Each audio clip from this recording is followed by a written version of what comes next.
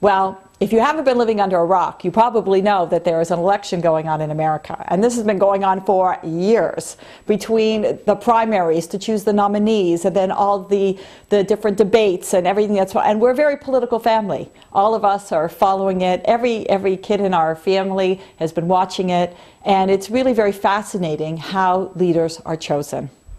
But we really see versus the Jewish world that there really is a huge difference.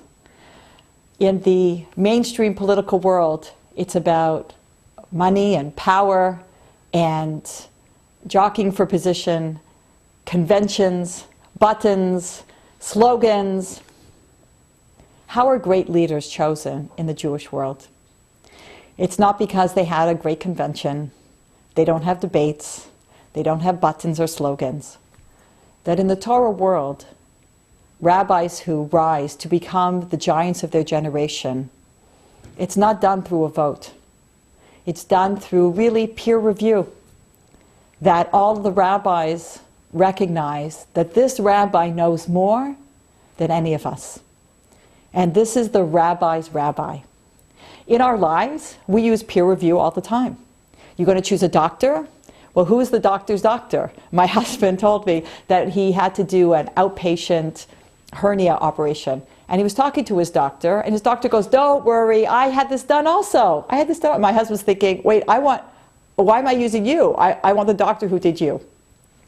Everybody knows there's the doctor's doctor, there's the decorator's decorator, there's the lawyer's lawyer, that people recognize that this person knows more than all of us. This is the person, and I want to choose a doctor who has the humility to know that there are certain areas perhaps he's not the best at, so he'll pick up the phone and he'll consult.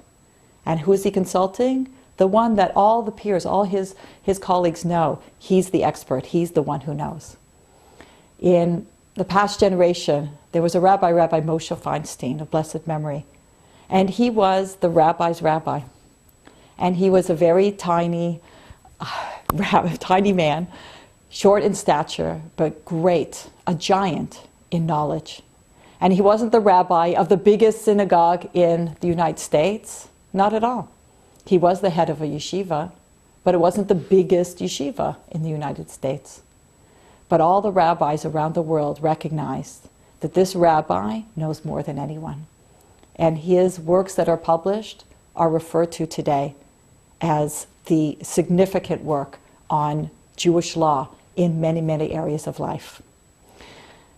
So of course, we can't just do that to pick a president of the United States, and there is a democratic process.